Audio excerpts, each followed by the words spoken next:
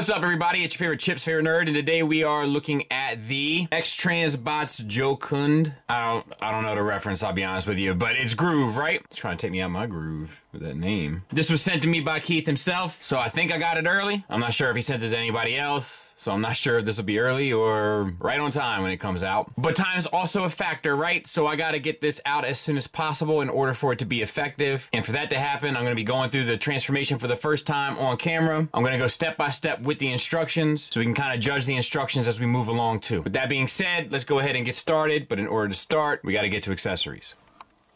He comes with 3 additional heads, 1 screaming face, and then 2 that are kind of just alternate versions of the kind of stoic face with different like subtle eye and mouth expressions. Very subtle. I'm sure it's a big deal to some. I don't think most would notice, but you do get the options, which I guess is ultimately good.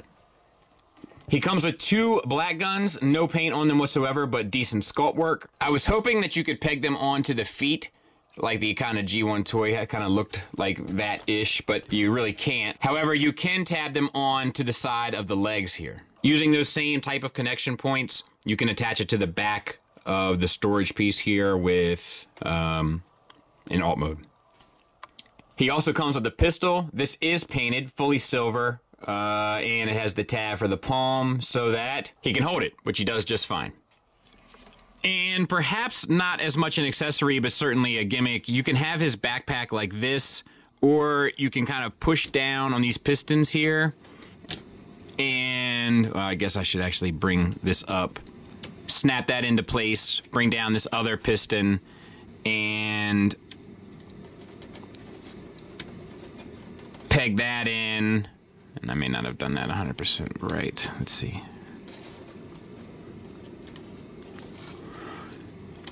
There, and you can have that look instead, and that takes off the pistons from the back also, so totally up to you. And let's talk about the figure. So head sculpt, pretty much money. Face is painted, the eyes are painted with a metallic gold, and it's a nice stoic face for the kind of standard issue unit, and I think it works quite well. The black is a flat plastic, which is kind of not par for the course with this figure. Most of this figure is painted and looks nice. That being said, let's talk about articulation. It's a hinge swivel, so you get up a bit, you get down a bit, not a great range, and then you get to the side, but it gets jammed up and then pops out. So that's not great, and I just realized why. We'll take the head out. That's how you swap the heads anyway, so if we're seeing. It's this little notch right there that hits up against the back of the head. So, let's see if we can bring the neck up a little bit and get any... No, not really. So, articulation for the head is limited.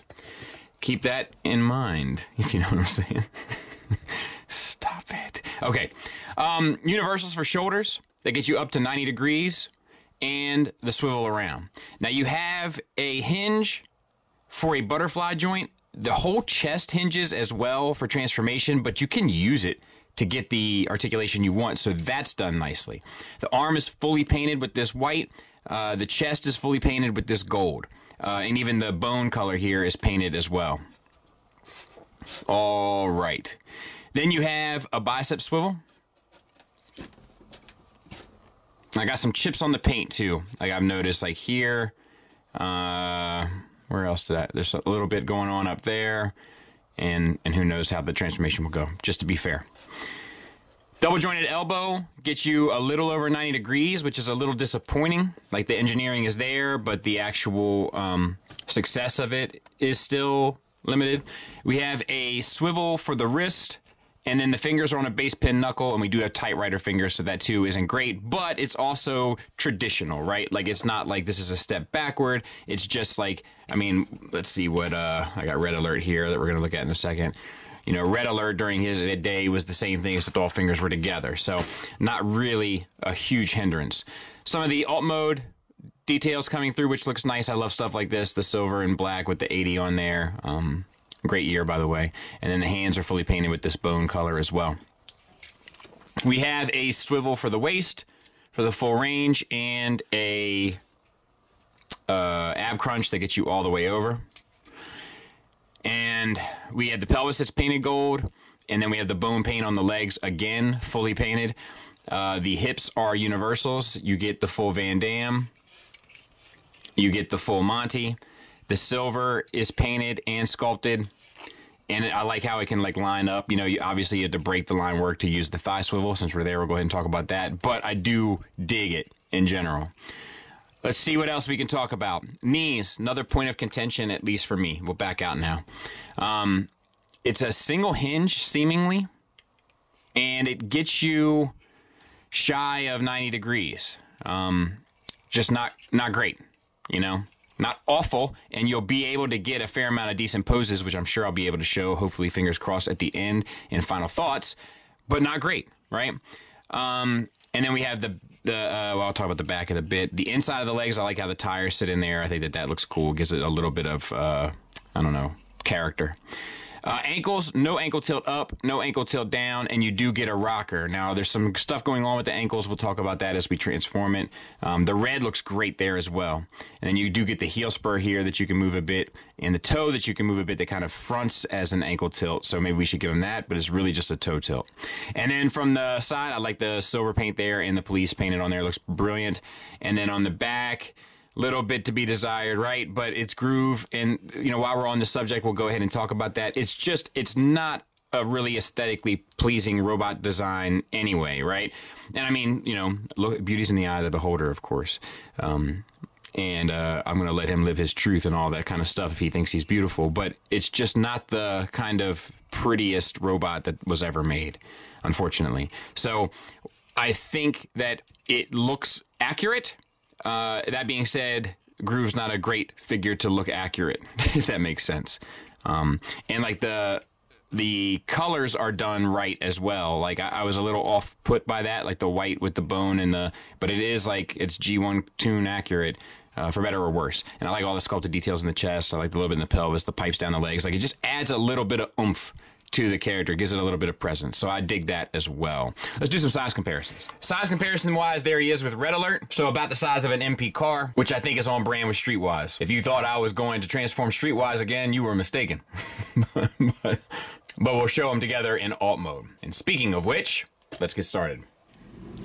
All right, let's get started. And the first thing that we want to do is get the backpack pulled away from the front of the figure. And it's a pretty significant tab that goes into the back here that you can see, and to untab it just takes a little bit of effort.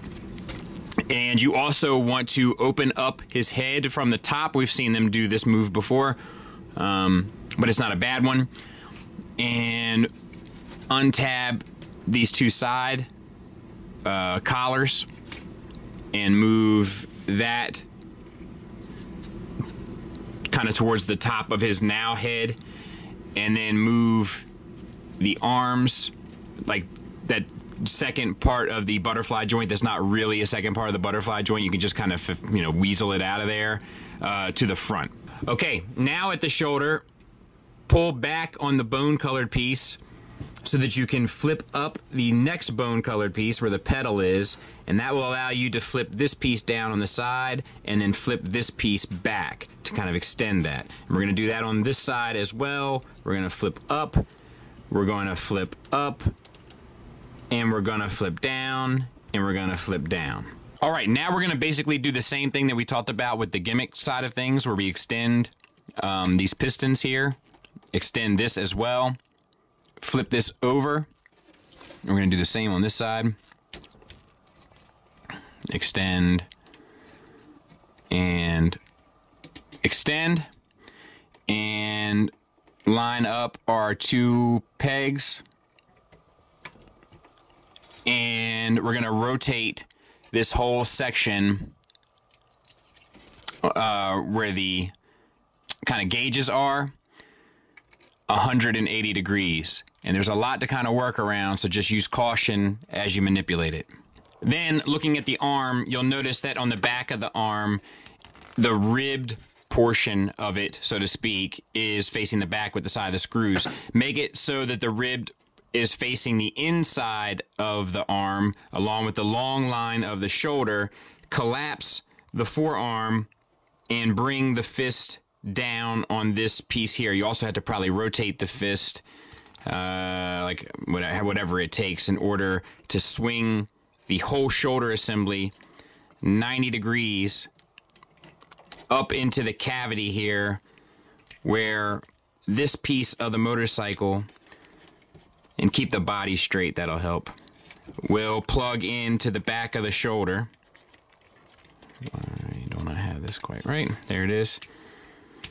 And the fist will kind of sit alongside the bottom here, and then this silver piece will flip up and kind of cover the unsightliness and kind of align with your 80 here. So we're going to do that on the other side as well. Once again, looking at the back of the shoulder, we have the rib side to the back. We're going to turn that so the rib side is facing in. We're going to collapse. We're going to take your hand here, swing it down, spin it probably 180, and tuck it underneath here.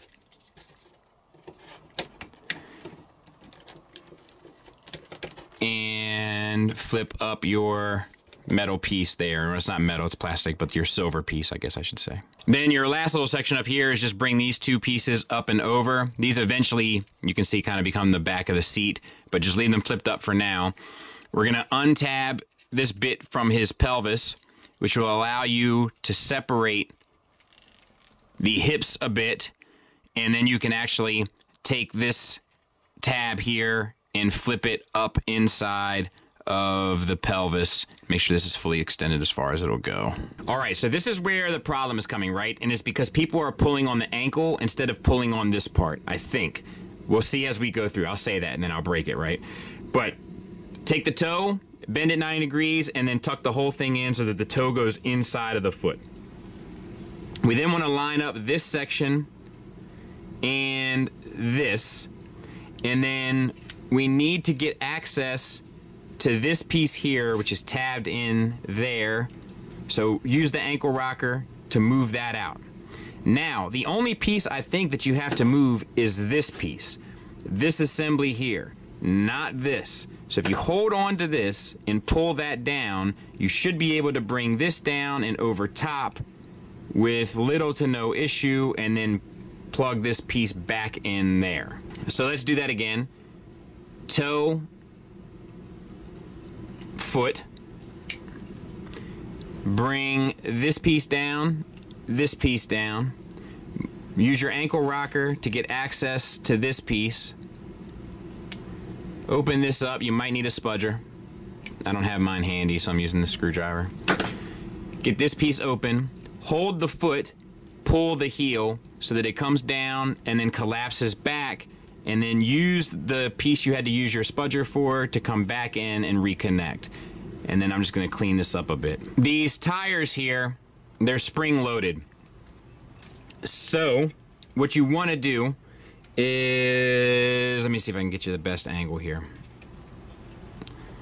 And the rubber tires here do pose a little bit of an issue. So they're spring loaded. There's the spring. And you want to kind of pull the tire out, spin it 90 degrees up, and then that's where you want it to go back to. All right, and then you can flip this up here, and let's just do that for right now. Actually, you can pull this. You can pull this and this, and you can drop that back in too, I believe. Or maybe, yeah.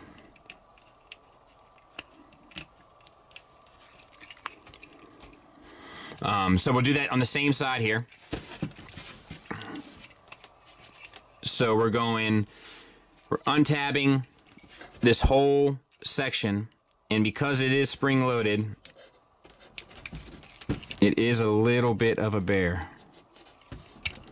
And then we're bringing it up so that it interlocks with these tabs, and we're dropping it back down. We're bringing the seat up, and we're bringing this piece up,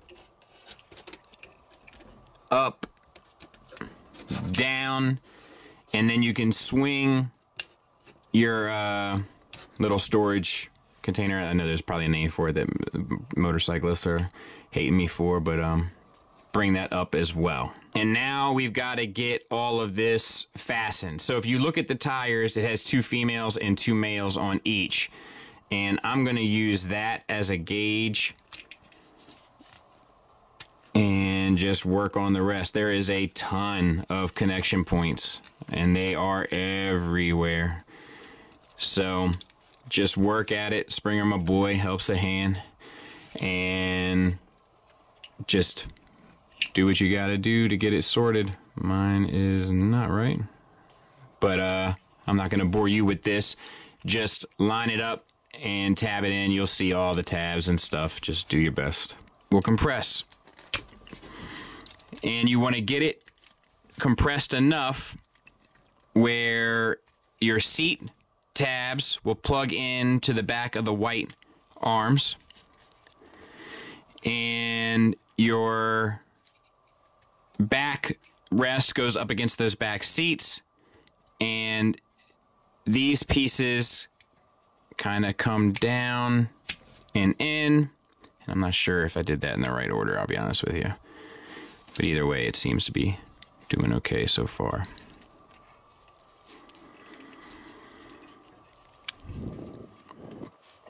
So I'll work on getting that squared away because I don't have it compressed quite enough. But that's the steps, and I just don't want to put too much effort or too much pressure in the wrong spot here. So I'm going to try to get it compressed a bit more. I think I'm pretty close, and I'll come back to it. All right, so the message to this is do as I say, not as I do. Remember when I said to make sure that you had the pelvis opened up all the way? I didn't, and it was the tire that kept getting caught on the pelvis. I opened it up a little further, it collapsed nicely, and everything kind of fit together for the most part pretty well. The last steps you want to do is slide these pipes out and down. They'll intersect with the parts there, and I might have to work on that a little bit. Actually, they're not really lining up for me, and I think I have this collapsed as far as it will go. But yeah, so that's, I guess, a little bit of a bummer for me anyway. And maybe I can finagle this and make it a little tighter. I don't know. It seems like I got it pretty tight, but as you can see, I mean, even on the other side, there it is. There's one. And then and there's pretty much the other. Flip your windshield up if it hasn't been already, and flip your pedals around to the side. And that's it. And it wasn't bad, especially after Streetwise. Like it was, I mean, and just following the instructions for the first time, like not really a big deal, surprisingly. Let me get it cleaned up. We'll take a look at it. And there it is. And it looks pretty good. I'm pretty happy with it. Silver comes through in the struts, silver comes through in the wheels, rubber tires, police kind of tampo paint on there looks great. The yellow paint looks great. The black outline around it looks great. The black stripe around this looks good. I wonder if it should have come down around the side of that fender there on both sides as well. But either way, what is done nicely. The silver there looks good on the engine with the 80. That all looks good. The kind of sheriff badge comes through nicely. Yeah, it's all of the brake lights and stuff look good. It looks like one of those old motorcycles, you know. I do wish, like, the strut here has a tendency to kind of collapse. I wish there was a way to kind of better solidify that in place. It does turn a bit. You can adjust the handlebars a bit. All the gauges and stuff are painted nicely in there. The brake is painted nicely. Silver. It looks great, man. I think it's good to go. Silver at the front with translucent, it looks like, for the headlights. No issues. Balances nicely. I'm guessing it's using a pedal, but actually, I don't know if it is. Oh, yeah, it is the bottom of the pedal, but you can't even tell. So that's actually pretty cool. I'm not sure if that's intentional or not. But this here, this little piece is what supports it, but you can't see it when it's sitting there. So it looks like it's just balanced, and the pedal is floating. You know, like the pedal's not touching the ground. Pretty smart stuff. I dig it. Size comparison time. Size comparison wise, there it is with Streetwise. I think they look fantastic together. I know people were not crazy about the color of Streetwise, but seeing it together with the kind of bone color of Groove, I think it looks great. I think it works. And there it is with Tiger Tracks. I can't wait to show you guys the Protected Bot diorama I'm working on, but it's ready to be shown, but I haven't done all the tutorials yet on Patreon, so soon. But when it's ready, trust me, you'll be the second to know. Final thoughts wise, we'll start with the negatives. I could use a little bit more range of motion in that head, and it sucks that as you move the head to try to get a good swivel, and as you can see here, I have gotten more of a swivel. It's because the head is barely connected to the neck and I've just turned it. So you can fake it. It just would have been nice for it to have been there, and I'm not sure that that bar behind the head needed to be there. And you know, what do I know about it? It could have been a necessity, but it doesn't strike me as such. And it does really limit that articulation of the head, which does suck. The other thing is also an articulation issue, and that is the knee. I could have used a wider range in the knee. That being said, I also have to admit that it doesn't seem to be stopping his dynamic posing, at least here. Next, the paint is chipping. It's fully painted, and maybe that's the cost of doing business, but I feel like I've dealt with other fully painted figures that haven't had this much chipping. And my last criticism is my front struts on my bike tend to collapse a little bit up inside of the windshield section, whatever that place is called. I'm not a, what am I, Sons of Anarchy? But that's something else I've noticed. And honestly, that's all I got. The positives here far outweigh the negative. For one, the transformation's surprisingly intuitive and enjoyable. We all know that Streetwise was kind of frustrating. I gave it a lot of leniency in my review because I was just erring on the side that I was overcomplicating it and somebody was going to come behind me, so to speak, and show how easy it was without me ham-fisting my way through it. That being said, I took the same approach with this one and it went fairly smoothly, with the exception of that pelvis. And even that, I knew it had to be done a certain way. I just failed to do it the way I said. Anytime I had to deal with a motorcycle transformation, I'm always like, oh god, this is going to be a nightmare. And my guess was this was going to be specifically a nightmare after doing Streetwise. Surprisingly, not the case at all. Very, very, very straightforward transformation, especially for a motorcycle. Quite clever stuff. It's fully painted. Is the paint chipping? In some places, but it is fully painted, and as a result, looks gorgeous. The paint on this, for instance, even though it's chipping, is far more striking than the paint that was on Acoustic Wave, for instance, or Takara Starscream, I might add. The materials feel great. It has die cast, and the plastic feels sturdy, along with rubber tires, translucent pieces, metallic paints, etc. And with the exception of the head and knee, it's fully articulated. And even with those issues, you can see dynamic poses are no problem. This is a really well done figure, not only for this specific line, obviously, but for X-Transbots in general. This is one of their best, in my opinion. It's a stupid looking robot, but they did a really good job of making him as cool and as easy to manipulate as possible. Love to see it. Thanks for listening. Thanks for watching. Till next time, take care.